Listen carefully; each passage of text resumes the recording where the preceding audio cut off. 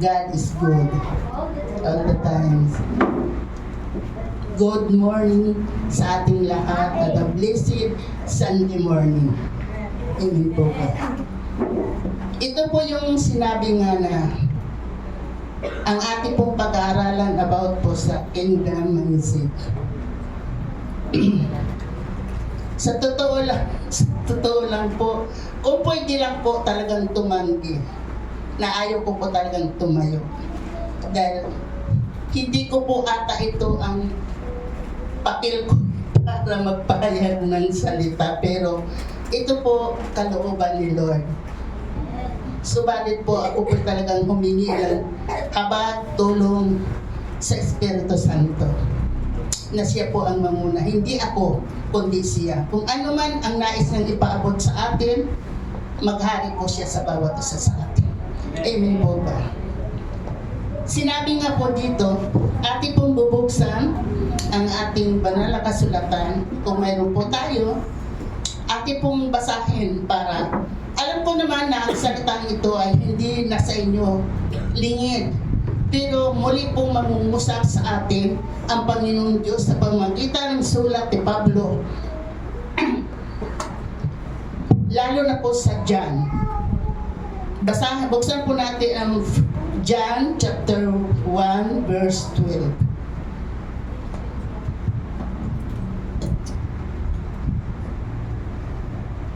Sinabi po niya dito, subalit ang lahat ng tumanggap at sumampalataya sa Kanya ay binigyan niya ng karapatang maging anak ng Diyos. Ano po ba yung sinasabi dito ni Pablo sa atin? Subalit ang lahat ng tumanggap at sumampalataya sa Kanya ay binigyan ng karapatang maging anak niya. Ano po yung binigay niya sa atin? Na karapatan, tayo po ay nagiging mga anak niya. Napakaganda pong biyaya to para sa atin. Sino po ba tayo na tayo ituring na mga anak ng Diyos? Subalit sinabi niya, subalit ang lahat ng tumanggap. Tayo po ba tinanggap na natin ang ating Panginoon Diyos sa ating mga buhay?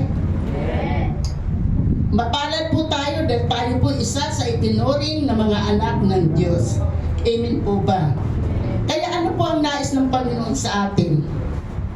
Hindi lang po tayo basta mga anak niya. Mayroon po dapat tayong gagawin sa buhay natin bilang mga Kristiyano. Hindi po yung sarili natin ang susundin, kundi yung kalooban ng ating Ama na nasa langit. Amen po ba? Tignan po natin sa 1 Corinthians 6:9 to 10. Hindi ba ninyo alam ang mga makasalanan ay walang bahagi?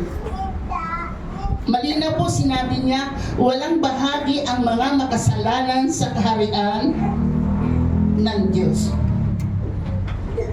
Di po ba napakasakit bilang mga Kristiyano kung tayo po'y patuloy na nagkakasala sa ginagawa natin sa pilitan ng ating laman, yung kagustuhan natin. Malinaw po niya sinabi niya, wala po tayong bahagi sa kaharian ng Diyos. Alam ng Diyos kung sino tayo. Alam niya kung ano ang ating ginagawa. Yeah. Hindi po sa uso lang tayo na sabihin natin tayo po'y Kristiyano. Yes.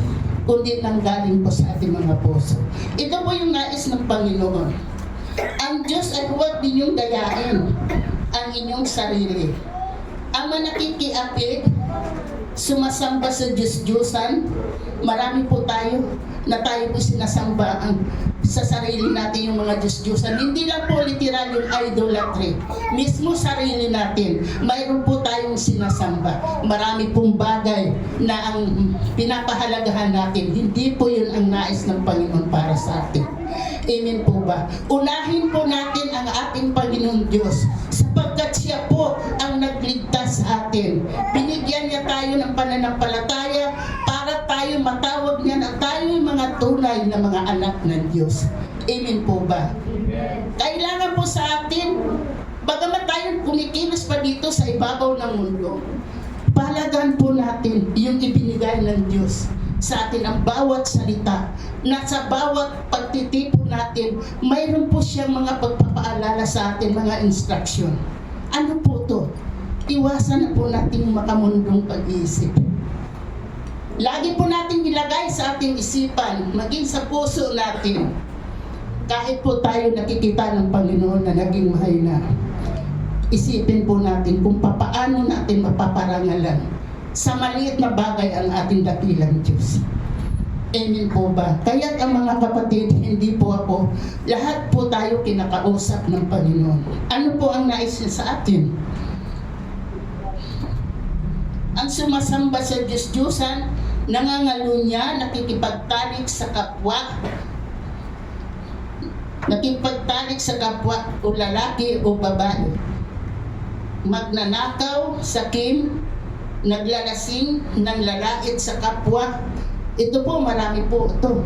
Maski po sa mga Kristiyano, marami po ang nanlalait sa kapwa. Kahit po mga kapatiran, kahit na matagal na sa pananampalataya, once na nakita nila ang isang kapatid na may mali o anuman ang nakikita nila, nandoon na yung salita na nanggagaling sa bibig nila, yung panglalait, panghuhusga. Sinabi ng Panginoon Diyos, wala po tayong karapatan maghusga, kundi bagkus ipanalangin natin itong mga ito na nakikita natin. Una po ako, hindi po ako matuwid sa harapan ng Diyos, subalit pinagsusumikapan ko sa tulong na kapangyarihan ng banal na Espiritu Santo. Kung sa ganang akin po, hindi ko po kaya. Dahil marami po akong naipamuhay na hindi maganda sa harap ng Panginoon. Bakit po ako nakatayo ngayon sa inyo? Dahil sa tulong ng kapangyarihan ng ating banal na Espiritu Santo. Bago po ako haharap, katakot-takot po ang hinihingi ko ng kapatawaran sa Diyos. Dahil hindi ko po talaga kaya, sinabi ko nga kanina, kung pwede lang tumanggi ako, but the will of God ang gusto kong mangyari sa buhay ko. Amen po. At sinabi pa niya dito, bakit ito ang pinapaalala sa atin? Dahil mayroon pa nakikita sa atin, mayroon pa po isa sa atin, sa 100 may 10 pa po na namumuhay ng ganito. Isa na dito, nandaraya, at ang lahat ng ito na ginagawa nating kasalanan, wala po tayong bahagi sa kaharian ng ating Panginoon Diyos. Ito po bang gusto natin? Na tayo po ilang taon na tayo sumasamba, nagpapakahirap, lahat na ginagawa natin, minsan lang tayo nakitaan ng Diyos ng mali sa ating sarili. Yung po magiging dahilan na wala po tayong bahagi sa kaharian ng Diyos pagdating ng panahon. Wala pong sino sa atin na may gustong ganun. Amen po ba? Ako, isa na ako, ayaw ko po. Dahil 1989, nakilala ko ang Panginoon. Praise the Lord! Ito po ang disciple of Christ. Dito po ako tinagdad ng paghuhubog ng Panginoon sa buhay ko. Glory to God. Ako po'y buong puso nagpapasalamat sapagkat ipinakikita ng Diyos sa akin ang hindi dapat, anong pang dapat isuko sa Kanya. Una, kailangan po natin magpabasag sa ating puso kung ano man nandyan. Dahil bawat isa sa atin may nakatago pa rin mga lihim dyan. Wala naman po nalilingit sa atin eh. Ang lagi kong hinihingi sa Diyos, Lord, ano man ang nakikita mo sa aking puso, basagin mo ito. Dahil hindi po ako makasunod sa kalooban mo kung itong mayroon pa. Una, ang ministry ko napakalaki, ang aking pamilya. Nagpapasalamat ako dahil sa pagtsatsaga na kami po dito nagkakatipon sa Don't Watch, sa intercession. Yung isang anak ko na masabi ko na talagang matinik sa lalamunan ko. Pero purihin ang Panginoon Diyos dahil siya mismo ang sumuko sa Panginoon. Hindi ko na po siya binigyan pa ng pagkakataon na para kami magsagutan o anuman. Siya na mismo. Purihin po ang Panginoon Diyos sa buhay ni Tia na darating po siya ngayon. Amen po ba? Dahil ito po ang nais ng Panginoon. Tayo pong lahat ay makapasok sa kaharian ng Diyos. Ayaw po niya na tayo maiiwan. Kaya nakikiusap po dito si Pablo. Sulat to ni Pablo eh. Sa bawat sa bawat isa sa atin na gawin na natin ang kalooban ng Diyos. Hindi po natin yung sarili nating kalooban. Hindi naman po mahirap eh. Kung talagang i-desire natin sa ating puso, isipin natin kung paano natin maluwalhati sa bawat araw, sa bawat hilinga. Kailangan po natin maparangalan ang ating Panginoon Diyos. Dahil wala, kumbaga sa ano, pagmamayari ba natin ang ating katawan? Hindi naman, di ba? Ang gusto ng Panginoon, iwaksina na natin yung lahat ng kahinaan sa ating katawan. At hindi po niya naisin na tayo pagdating ng panahon na ang ating mga effort ay mabaliwala. Dahil po sa ating mga nagawa. Amen po ba? Dito po sa Galatians chapter 5:19, sinabi po dito, hindi makakaila ang mga gawa ng laman, pakikiapi, kahalayan, at kasalanan. Wala pong naililihim sa atin. Amen po ba? Kahit na anong tago natin, kahit na tayo magsinungaling, magkunwari sa harap ng maraming tao, sa Diyos hindi tayo lingid. Kilala niya tayo kung sino tayo, kung ano yung ginagawa natin, kung anong laman ng ating puso at isipan. Tunay po ba mga kapatid? Alam po ba natin yun? Na ang bawat isa sa atin, kilala tayo ng Diyos. Sa sinapupunan pa lang tayo, alam na niya, ikaw Joshua, ito ang magiging buhay mo pagdating ng panahon. Purihin ang Diyos dahil hinuhubog ka na ng Panginoon. To God be the glory. Ang DOCGM po talaga ay gamot. Ito po yung hospital ng mga taong maraming sakit at karamdaman. Noon pa, nung ako po'y bago pa lamang dito, ito ang nasambit sa bibig ko, DOCGM. Hindi, DOCM ba yun? Sabi ko, ay, oh, Doksin, sabi ko, ay, doktor pala yan na mga may sakit. Yun ang nabuo sa isip ko. Tunay po talaga. Kasi marami po itong church na to, magmula sa senior pastor natin.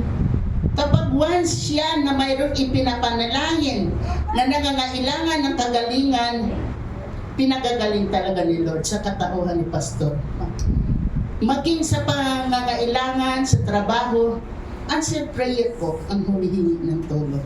Kaya nga nasabi ko, ito po hospital na may mga karamdaman sa spiritual. Kaya ako po'y nagpapasalamat na dito ako dinala, pati pamilya ko. Glory to God.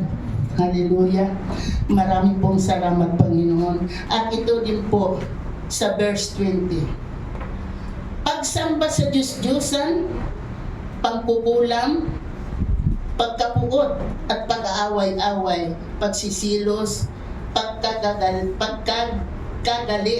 at kasakiman, pagkakampi-kampi at pagkabaha-bahagi. Marami po sa church ngayon na marami yung nandyan yung nagkakampi-kampi, nandyan yung nagkakababahagi. Bakit? Mayroon silang ibang motibo eh.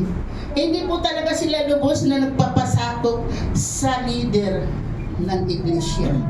Kung tayo po, ilang beses ko po narinig sa mga pastor ng SOG, kung bakit nasisira, nawawasak ang iglesia ng Panginoon. Dahil po hindi sila nagpapasakop sa nakakataas sa kanila. Mayroon po silang ibang motibo para sirain ang pag-ansamahan sa loob ng iglesia. Pero kailanman po hindi po magtatagumpay. Dahil hindi po pinababayaan ng Diyos na itong mga ito ay makikita sa bawat isa sa atin. Ang kailangan natin, tayo po'y nagkakaisa, nagtutulong-tulong, manalangin sa Kanya at ang ating isip at ang ating puso, kailangan po sa Kanya natin ilagay. Hindi po niya ipagkakait sa atin itong ating mga kahilingan. Itong mga ito, dapat mawala na sa atin eh. Hindi na dapat tayo sasamba pa sa anumang Diyos-Diyosan. Hindi lang po literal na, sinabi ko kanina, hindi lang po literal na Diyos-Diyosan ha. Isipin po natin, ano po ba yung Diyos-Diyosan ko sa aking sarili? Diyos-Diyosan sa aking pamilya. Naniniwala ko ipapaisip sa atin ng Holy Spirit yan. Amen. Isipin po natin, sa oras din ito, alam ko Lord na nangungusap ka sa bawat isa sa amin. Hindi lamang mula sa akin, kundi sa amin lahat na nanarito ngayon. Yung pagkakagalit, ito, isa sa pamilya, sa loob ng tahanan. Madalas ito nangyayari. Aminado ako sa amin. Pero doon po ako kumukuha ng nagiging kalakasan ko, pangunawa. Bakit? Kasi sa bawat nangyayari sa pamilya, mayroon nais ipaabot, ipahayag ang Panginoon. Amen. Naniniwala po ba tayo, bawat sa nangyayari sa ating pamilya, mayroong nais ipahayag sa atin ng Panginoon, matuto lang tayong tumanggap at pagtutuwid sa atin. Yes. Amen po ba? Kaya ito po, yung silos, pagkakagalit-galit, kasakiman. Mayroon po tayong mga anak na masabi natin, sakim, lalo na pagdating sa may mga pamilya na ayaw niya malamangan. Pagkakampi-kampi, hindi po ito maalis sa buhay ng tao. Pero tayo bilang mga Kristiyano, na ibinigay ng Diyos ang buhay niya para sa atin, na para tayo maligtas at baguhin ng lubusan, dapat ito makita sa atin yung pagbabago. Hindi itong mga espiritu na to ng sanlibutan na may pamuhay pa rin ba natin? Dapat pa ba makita sa atin to? Hindi na dapat. Kasi sinabi nga dapat tayo magiging asin at ilaw sa sanlibutan. Paano tayo magiging ilaw, maging asin? Kung dati nating pagkatao ay natapyasan lang ng konti. Kung kinakailangan, isuko na natin sa Diyos. Isurrender natin totally talaga. Sinabi nga ni Pastor Matt, walang reservation. Kailangan isuko na natin ang lahat-lahat. Masaktan man tayo o anuman, tanggapin natin. Amen po ba? Amen. Dahil yan po ay para sa atin, sa kaibubuti natin, dahil wala pong plinano ang Panginoon Diyos sa atin na para tayo mapahamak. Mayroon po ba dito, sinabi nga, madalas na marinig ko, na may nagpatotoo ba dito na, ay, magmula nakilala kong Panginoon, nagkawindang-windang na ang buhay ko, bakit ako naging ganito? Wala po. Bagamat dumaraan tayo sa pagsubok, pero mangingibabaw yung kabutihan ng Diyos na ginawa niya sa ating buhay, lalo na sa pamilya natin. Amen po ba? Kaya ito po ang dapat mawala sa atin, yung pagkampi-kampi at pagkakabaha-bahagi. Amen. Nasaan yung pag-ibig ng Diyos kung mangyayari ito sa loob ng iglesia? Wala. Wala yung pag-ibig ng Diyos na lagi nating sinasabi, ibigin natin ating kapwa. Pag nakikita yung kahinaan sa kapwa natin, marami na tayong sinasabi. Amen po. Paano tayo makakapasok sa kaharian ng Diyos kung tayo mismo ito yung naipapamuhay natin? Amen po ba? Tignan po natin sa Matthew 7:14. Sinabi po dito, ngunit makipot ang pintuan at makitid ang daan papunta sa buhay. Ano po ba yung makipot na daan? Ito po yung ginagawa natin ngayon, napakahirap po. Bilang isang Kristiyano, marami ka pong dadaanan na bago ka makapasok doon talaga sa pintuan, sa hangganan, talagang masasaktan tayo kung anong gagawin natin sa ating sarili para lang tayo makapasok. Kung kailangan natin tumagilid para lang tayo magkasya, dahil hindi po basta-basta ang buhay ng bilang isang Kristiyano. Dahil sinabi, ngunit makipot ang pintuan at makitid ang daan papunta sa buhay.